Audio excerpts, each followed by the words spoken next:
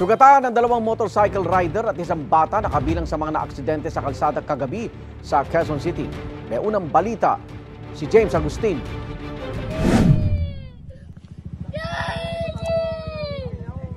Hawak pa nga yung manabelo. Humandusay sa gilid ng kalsada ang lalaking rider matapos maaksidente sa Don Vicente Street sa Barangay Bagong Silangan, Quezon City pasado alas 10 kagabi. Rumisponde ang Barangay Health Emergency and Response Team o BERT. Isinugod nila sa ospital ang 38 taong gulang na rider at ang 4 taong gulang na anak na parehong nasugatan. May multiple abrasion po yung rider po, yung tatay, tapos po yung bata po. Same lang din, may abrasion po sa may left side po ng, ng paa, tapos sa ulo. Yung nga lang po, lasing po talaga yung tatay po.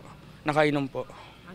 Nakausap ng mga rescuer ang rider na sinabing susunduin daw sana nila ang kanyang asawa na mangyari ang aksidente.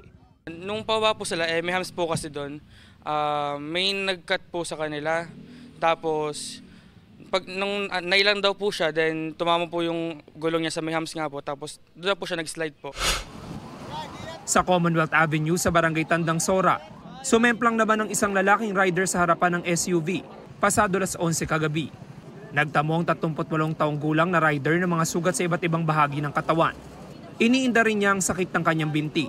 Pauwi na sa Barangay Payatas ang rider na galing sa East Avenue.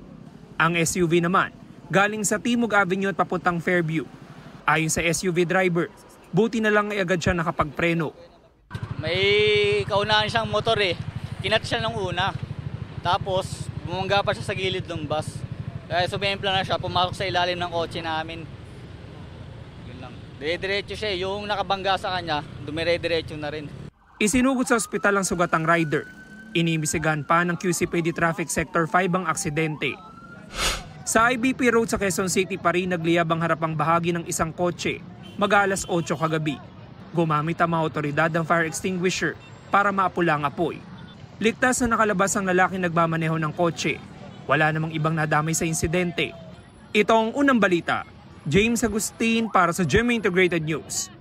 Igan, mauna ka sa mga balita, mag-subscribe na sa GMA Integrated News sa YouTube para sa iba't ibang ulat sa ating bansa.